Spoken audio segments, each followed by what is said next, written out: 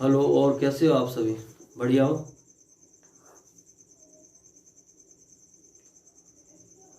Percentage की ये चौथी क्लास है और इस समय बीमारी भी तो ज़्यादा चल रही है। कोरोना के मरीज भी ज़्यादा निकल रहे हैं।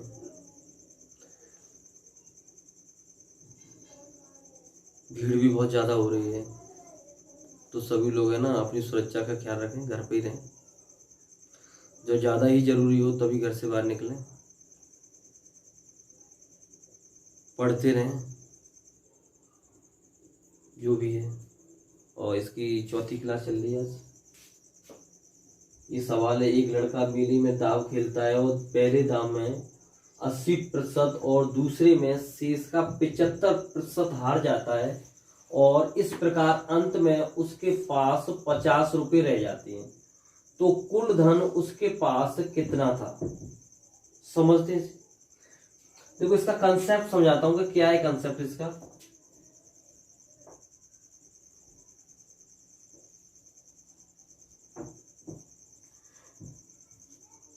कोई व्यक्ति है, उसके पास 2000 रुपये हैं।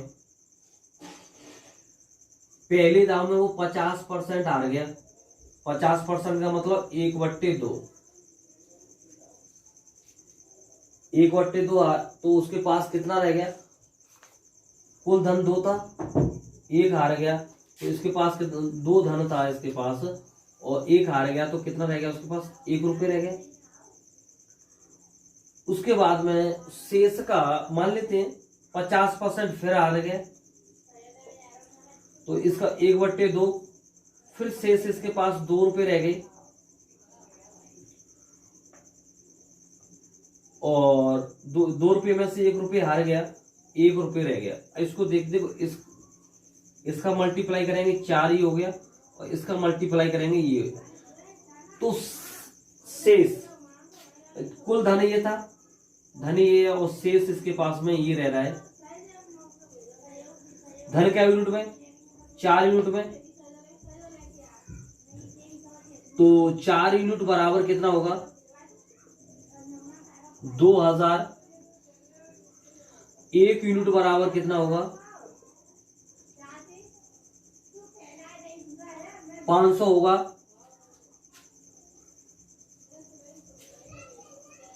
अगर यहाँ पर पूछता है कि कितना शेष उसके पास कितना धन रह गया तो शेष क्या यूनिट में रह गया? उसके पास में 1 यूनिट में धन रह गया है, जो कि 1 यूनिट बराबर कितना दे रखा है यहाँ पर? 1 यूनिट बराबर दे रखा है यहाँ पर 500। बंद।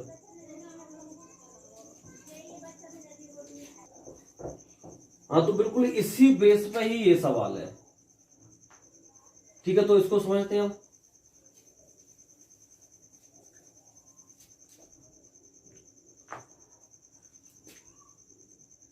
पहले दाव में वो कितना हारता है? 80%। तो 80% बराबर होगा यहाँ पर 4/5।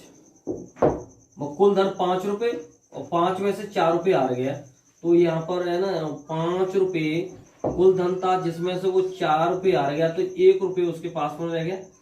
फिर दूसरा दाव खेलता है, दूसरे दाव में वो हारता है 75%। 75% बराबर होगा 3/4। कुल धन उसके पास 4 था और 4 में से 3 रुपये हार गया तो 4:1 बचा। अगर इसमें गुणा करेंगे 4×5 20 तो ये कुल धन आ गया और ये वाला 1 में गुणा करें तो ये शेष वाला आ गया। और कह रहा है कि उसके पास में कितना धन है? शेष 50 रुपये है। तो 1 यूनिट के बराबर कितना है? 50 रुपये। कुल धन पूछा है कि उसके पास में कुल धन कितना था, तो वो 20 यूनिट में था। तो 20 का इसमें गुणा करेंगे तो 20 में गुणा करेंगे तो 1000 रुपये उसके पास कुल धन था। तो इसमें से कौन सा ऑप्शन सही है? इसमें से ऑप्शन बी वाला सही है। एक लड़का मेले में दाव खेलता है और पहले दाव में 80% और दूसरे में शेष का 40% हार जाता है और तीसरे दाव में शेष का 60% हार जाता है। अब उसके पास 60 रुपये शेष रह जाते हैं तो कुल धन उसके पास कितना था? बनाओ, अभी बताया था ऐसे बना के, है ना? कंसेप्ट भी करा दिया। बनाओ।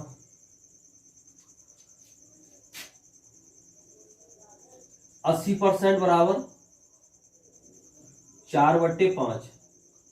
पहले दाम में 80% आता है तो उसके पास कुल धन कितना था, 5 रुपए। ये नीचे वाला कुल रहता है तो कुल धन 5 रुपए था। 5 रुपए में से 4 रुपए हार जाता है। 5 में से 4 हारेगा तो 1। दूसरे दाम में 40%, 40% बराबर होगा 2/5। 5 रुपए थे, 5 में से ये 2 रुपए हार गया, 3 रुपए रह गए। तीसरे दाव में 60% हारता है तो 60% बराबर होगा 3/5।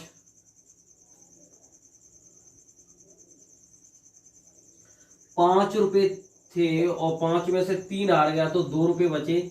इसका गुणा यहाँ, इसका गुणा करेंगे तो 125 और 3 दूनी 6 यूनिट। तो यहाँ पर 6 यूनिट बराबर दे रखा है। यहाँ पर कर देते हैं, 6 यूनिट की वैल्यू दे रखी है यहाँ पर 60 रुपए। 1 यूनिट की वैल्यू आ जाएगी 10 रुपए और मूलधन के यूनिट में 125 यूनिट में, तो 125 यूनिट की वैल्यू आ जाएगी 125 गुणा 10, ये 1250, जिसमें ऑप्शन ये वाला सही है।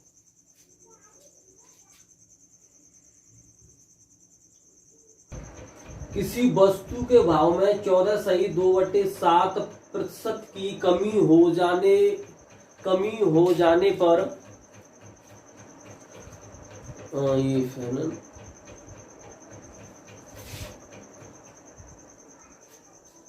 कमी हो जाने पर उसके दैनिक बिक्री में 12.1/2% बढ़ जाती है। दैनिक बिक्री कितनी बढ़ जाती है? उसकी दैनिक बिक्री स्पेस थोड़ा सा, उसकी दैनिक बिक्री 12.1/2% बढ़ जाती है। तो इससे उसकी आमदनी पर क्या प्रभाव पड़ा? कंसेप्ट समझते हैं इसका।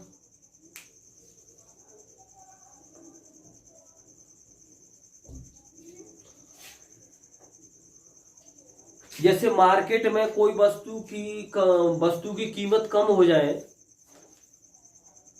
तो इससे क्या होता है, कंज्यूमर के अंदर आता है कि वस्तु सस्ती है और अब इसको खरीद लेना चाहिए।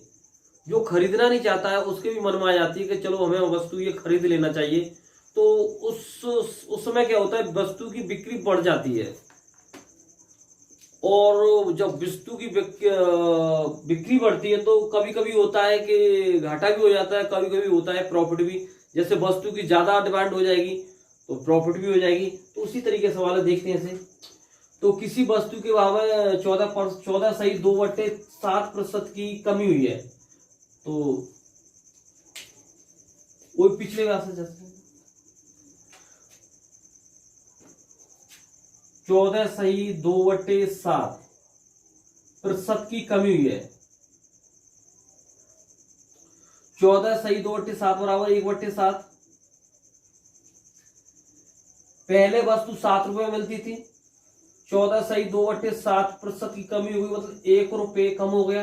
तो पहले 7 रुपए की मिलती थी, 1 रुपए कम हो गया, 1 रुपए यहां पर ये कम हो जाएगा तो वस्तु वो 6 रुपए की मिलेगी।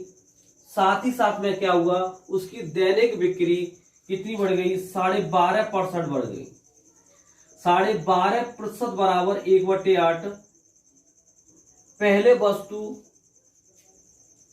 8 रोजाना बिकती थी, अब 1 की वृद्धि हो गई है, ये बढ़ गई है और ये कमी हो गई है। तो पहले वस्तु 8 रोजाना बिक्री होती थी, अब 1 बढ़ गई, अब 9 वस्तु रोजाना बिक्री हो गई। 3 से ये 2 बार, 3 से ये 4 बार, 7 चौक 28 अनुपात 9 दूनी 18।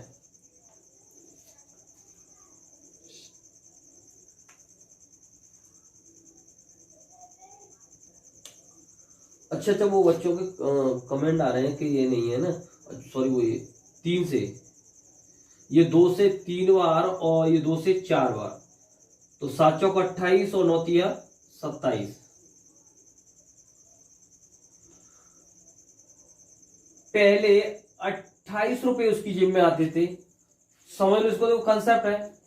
पहले 7 रुपए की वस्तु बेची जाती थी, अब वही वस्तु 6 रुपए की बेची जा रही है। पहले 8 वस्तु, इसको पूरा मिटाते हैं ना, दोबारा समझाते हैं।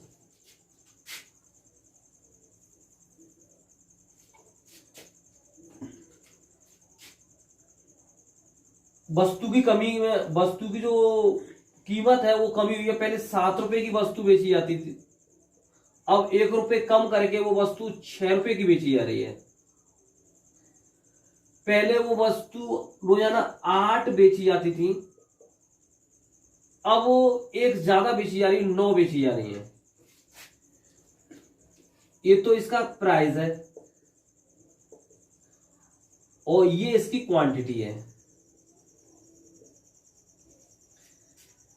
पहले रोजाना पहले 7 रुपए प्राइस था, अब 6 रुपए है, और पहले 8 वस्तु बेची जाती थी, अब 9 है। तो काट लेते हैं इसे, 2 से ये 3 बार और 2 से ये 4 बार, तो 7 चौक 28। तो पहले 28 रुपए उसकी जेब में आ जाते थे, अब उसकी जेब में आएंगे 9 तिया 27 रुपए जेब में आएंगे। तो पहले ज्यादा आते थे, अब कम आ रहे हैं। तो क्या रुपए कम आ रहा है? 1 रुपए कम आ रहा है। तो क्या होगी? कमी, 1 रुपए की कमी हुई है। तो प्रतिशत कमी, प्रतिशत कमी कितने की हो रही है? 1 रुपए की। कितने बोरी? 28 पे इंटू 100, 28 तिया 84 और 16 बटे 28। 4 से ये 4 बार और 4 से ये 7 बार, तो बोल देंगे 3 सही 4 बटे 7 प्रतिशत की कमी। उसकी आमदनी में 3 सही 4 बटे 7 प्रतिशत की कमी हो गई। कुछ बच्चों ने कमेंट, देखो यहाँ पर ऑप्शन ये भी एक जैसा है और ये भी एक जैसा है। यहाँ पर पीछे देखो, यहाँ वृद्धि लिखी हुई है, यहाँ पर कमी लिखी हुई है। कल मैंने ऐसे क्वेश्चन एक कराया था, कुछ बच्चों ने कमेंट किया था कि सर एक ही क्वेश्चन में 2 आंसर सेम थे, लेकिन उन्होंने पीछे देखना कि यहाँ वृद्धि हो रही है, ये कमी हो रही है। इसी तरीके से आज भी डाला ये क्वेश्चन। ये यहां से दिख रहा है, पहले 28 रुपए जेब में आते थे, अब उसकी जेब में 27 रुपए आते हैं। तो आमदनी में कमी हो रही है, कै रुपए की हो रही है? 1 रुपए की कमी हो रही है। तो प्रतिशत कमी 1 बटे 28 इंटू 100, तो कितने परसेंट की कमी हुई? 3 सही 4 बटे 7 प्रतिशत की कमी हुई। किसी वस्तु के मूल्य में 33 सही 1 बटे 3 प्रतिशत की वृद्धि हो जाने के कारण उसकी दैनिक बिक्री 12 सही 1 बटे 2 प्रतिशत कम हो जाती है। इससे उसकी आय पर क्या प्रभाव पड़ा? अभी ये बिल्कुल सेम ऐसे ही कराया था, कोशिश करें। और यहां पर भी मैंने सेम आंसर रखे हुए हैं, कंफ्यूजन नहीं होना है। चलो आप करना। 33 सही 1 बटे 3 प्रतिशत मूल्य में वृद्धि हुई है, तो प्लस का चिन्ह, तो 1 बटे 3। पहले इसका मूल्य 3 रुपए था, 1 की वृद्धि हो गई है, तो ये कितना हो जाएगा? 4। अब इसका मूल्य 4 रुपए हो गई, कॉस्ट इसकी प्राइस कितनी हो गई? 4 रुपए। जब कीमत बढ़ेगी तो दैनिक बिक्री, भाई सबको मालूम है, जैसे कीमत बढ़ जाती है तो जिसको ज्यादा रिक्वायरमेंट होती है वो ही पहुंचता है लेने के लिए, और बाकी क्या करते हैं कि जब वो इंतजार करते हैं कि सस्ती होगी उस समय लेके आएंगे, तो बिक्री क्या होती है? कम हो जाती है। और देखते हैं कि इससे क्या इस पर प्रभाव पड़ेगा, इसकी आमदनी बढ़ेगी या घटेगी। तो 12 सही बिक्री पे 12.5% प्रतिशत की कमी हुई है। तो 12.5% का मतलब 1 बटे 8। पहले 8 वस्तु बिक रही थी, अब 1 वस्तु कम बिक रही है। तो अब कितनी बिक रही है? 7 वस्तु बिक रही है। तो 4 से 1 बार और 4 से ये 2 बार, 3 दूनी 6, 7 एकम 7, पहले उसकी जेब में 6 रुपए आते थे, अब उसकी जेब में 7 रुपए आते हैं। आमदनी बढ़ी, आमदनी बढ़ रही है, कितने की बढ़ रही है? 1 रुपए की। और कितने पे बढ़ रही है? 6 रुपए पे। तो 1/6, और 1/6 कितने परसेंट के बराबर होता है? 16.2/3% की उसकी आय में वृद्धि हो रही है, इंक्रीज हो रहा है,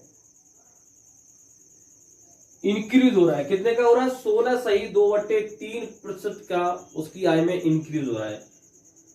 ठीक। रमेश अपनी मासिक आय का 10% खाने पर, 15% मनोरंजन पर और 25% घरेलू सामान खरीदने पर खर्च करता है। अब उसके पास 2,000 रुपये बचे हैं, तो उसकी मासिक आय कितनी है? मासिक आय कितनी है उसकी? मासिक कितनी है? मासिक आय, मासिक आय कितनी है? 10% खाने पर, 15% मनोरंजन पर और 25% घरेलू सामान खरीदने पर, ये टोटल हो गया 50%। 50% खर्च कर देता है। 50% बराबर होगा 1/2। उसकी आमदनी कितनी थी? 2 यूनिट में थी। इनकम कितने यूनिट में थी? 2 यूनिट में। और एक्सपेंस खर्च था उसका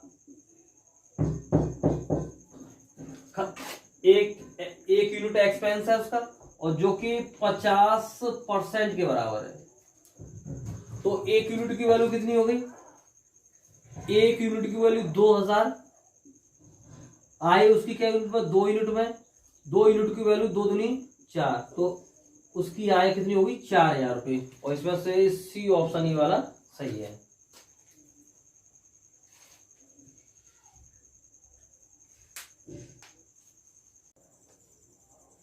अच्छा सवाल है, इसको कराओ, है ना?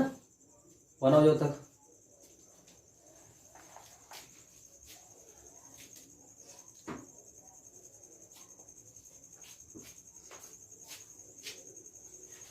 राधा अपनी मासिक आय का 5% सौंदर्य पर, 15% परिवहन पर, 7.5% मॉल में फिल्म देखने पर, 2.5% टी पार्टी पर, 15% घरेलू सामान पर खर्च करती है।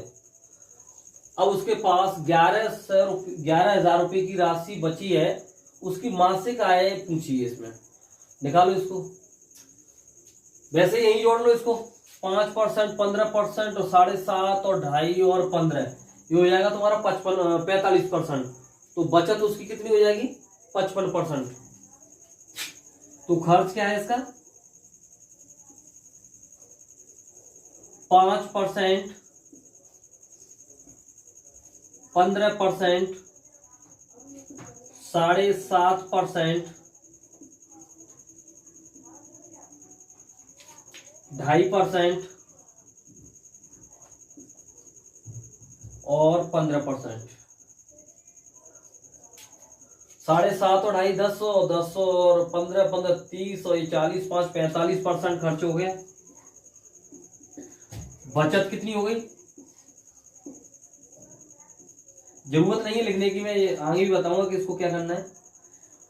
100 माइनस 45 बराबर 55% उसकी बचत है, जो कि 55% को जो सॉल्व करेंगे इसकी फ्रैक्शन बनेगी 11/20। चलो बता देता हूं उसको करके, 1 मिनट।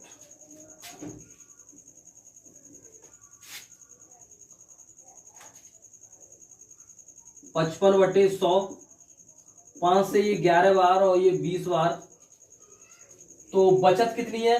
55% बराबर 11 यूनिट, और इसकी आय क्या यूनिट है? 20 यूनिट में। तो 11 यूनिट की वैल्यू है यहाँ पर, जो बचत दे रखी है वो कितनी है? 11 यूनिट पर 11,000। 1 यूनिट की वैल्यू 1,000,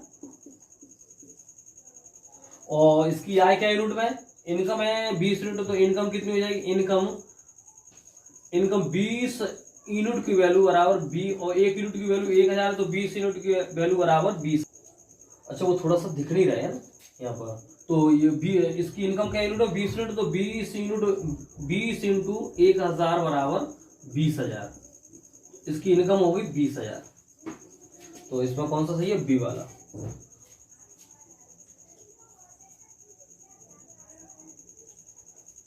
अच्छा वो 20,000।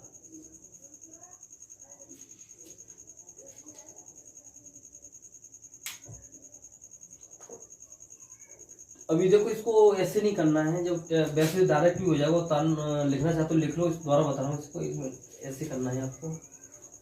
करना क्या है इसमें, बस यही जोड़ना होता है। 5, 15, 7.5 और 2.5 और 15 ये हो जाता है 45%। और इसकी बचत क्या यूनिट हो जाएगी, बचत हो जाएगी इसकी 55%। और 55% बराबर 11/20, जो ये इनकम होगी इसकी। और ये इसका क्या होगी, बचत होगी, सेविंग होगी, ये बचत है इसकी। तो 11 यूनिट की वैल्यू बराबर यहाँ पर हो जाएगी 11,000 बचत। और 1 यूनिट की वैल्यू हो जाएगी 1,000। और इनकम कितनी, 20 यूनिट। 20 यूनिट की वैल्यू हो जाएगी यहाँ पर 20 इंटू 1,000 बराबर 20,000। ये करना है हमें, इसका आंसर ये। ठीक है,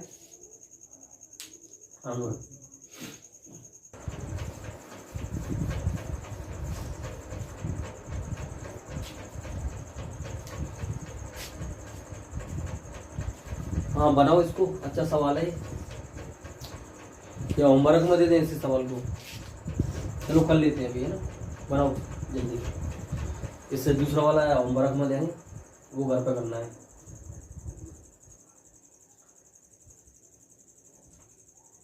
रोहित अपनी आय का 12.5% बच्चों की पढ़ाई पर, 7.5% घरेलू सामान पर, 4.5% मनोरंजन पर खर्च करता है, 5.5% इम्यूनिटी पर खर्च करता है। कोरोना चल रहा है, इम्यूनिटी बढ़ानी है ना, 5.5% इम्यूनिटी पर खर्च करता है। अंत में वह 2,000 रुपये गरीबों को दान दे देता है और उसके पास मासिक बचत 12,000 रुपये की होती है। तो उसकी वार्षिक आय कितनी है। हाँ आकाश आ गया, 20,000। अच्छा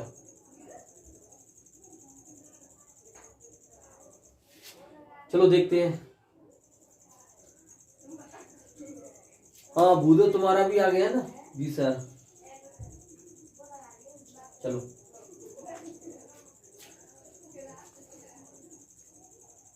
12.5%, तो खर्चा ना कितना है 12.5%, तो खर्च जोड़ लेते हैं अलग। 12.5%, 7.5%, 4.5%, 5.5%, 20 और 10 30% खर्च कर देता है, बचत हो जाती है उसकी 100 में से 30 गई, 70% बचत। 70% बराबर 7/10। 10 यूनिट में नीचे आय है इसकी टोटल, जो ये नीचे आय होती है, इनकम है ये। और 7 यूनिट है ना, तो 7 यूनिट उसकी बचत है। तो उसकी मासिक बचत कितनी है, 12,000 रुपये। और इस 2,000 रुपये का तो कहीं जिक्र हुआ ही नहीं है। जो 30% खर्च किया है उसके बाद में अंत में वो 2,000 रुपये गरीबों को और दान देता है, उसका तो कोई जिक्र है ही नहीं। अब बचत है, बचत उसकी कितनी रहेगी 70%, लेकिन 2,000 रुपये का जिक्र है ही नहीं। तो 2,000 रुपये का मतलब क्या होगा, जो 70% होगा वो किसके बराबर होगा, 12,000 रुपये और 20,000 रुपये, वो सॉरी 2,000 रुपये, टोटल कितने के बराबर होगा ये 7 यूनिट जो वैल्यू होगी यहाँ पर वो होगी 12,000 रुपये और प्लस 2,000 रुपये के बराबर होगी। तो ये 7 यूनिट बराबर कितना हो जाएगा यहाँ पर, तो यहाँ पर 7 यूनिट की जो वैल्यू होगी वो 14,000 हो जाएगी। और 1 यूनिट की जो वैल्यू होगी वो 2000 हो जाएगी। 1 यूनिट की वैल्यू 2000 हो जाएगी। तो उसकी आय कितने यूनिट में? 10 यूनिट में। तो आय उसकी हो जाएगी मासिक आय। मासिक आय निकलेगी। मासिक आय कितनी हो जाएगी? 10 इंटू 2000 बराबर 20,000 रुपये उसकी मासिक मंथली हो गई। मंथली आय कितनी होगी उसकी? 20,000। पूछा क्या है? वार्षिक आय।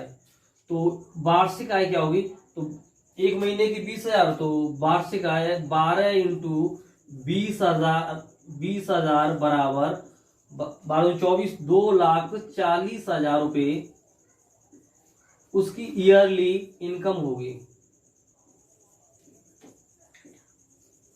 ईयरली इनकम कितनी हो जाएगी? ईयरली इनकम हो जाएगी उसकी 2,40,000 रुपये ईयरली।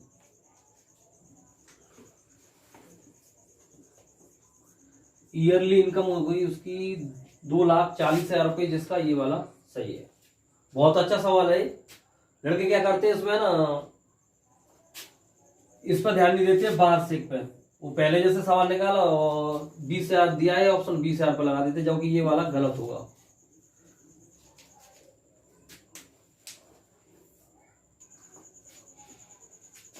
बनाओ सवाल को, है ना, बहुत अच्छा सवाल है ये, बहुत बढ़िया।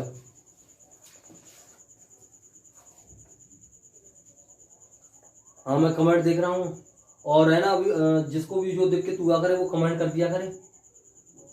और जैसे कल परसों की क्लास में कुछ कमेंट किए थे, मैंने देखे थे, तो आज नंबर डाल दिए कि जहाँ भी कोई दिक्कत हुआ करे या आंसर में कहीं भी, तो ये नंबर डले हुए हैं। तो जैसे अभी जो क्वेश्चन चल रहा है 4 वाला, तो फुल नंबर डाल के कमेंट किया करो कि इसमें ये ना थोड़ी सी दिक्कत, जहाँ भी दिक्कत हो।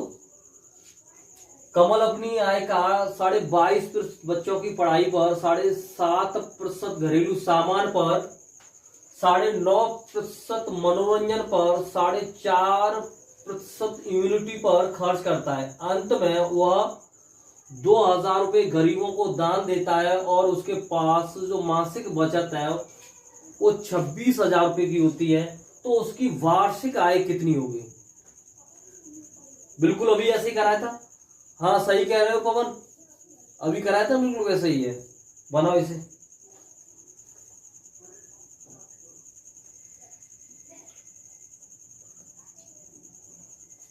यही की जोड़ना है। 22.5 और 7.5 हो जाएगा 30%, और 9.5 और 4.5 हो जाएगा ये तुम्हारा 14 30 और 14 हो जाएगा 44% खर्च। तो बचत कितनी हो जाएगी?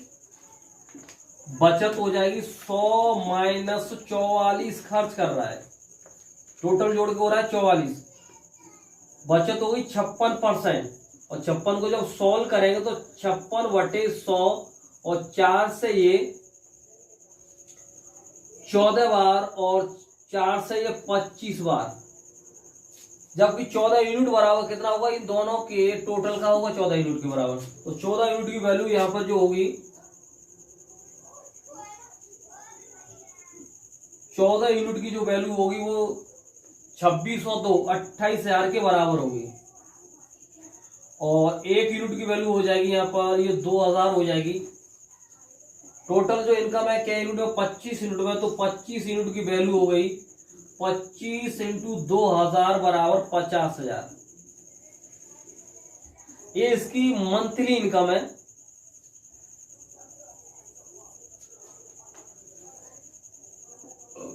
पूछा क्या है उसके? वार्षिक पूछा 12 महीने, तो 12 का गुणा कर देंगे यहाँ पर, तो ये वार्षिक हो जाएगी 12 पंजे 60, और उस 2 3 4 5 6 लाख उसकी। तो उसकी वार्षिक जो आय होगी कितनी होगी? 6 लाख रुपए।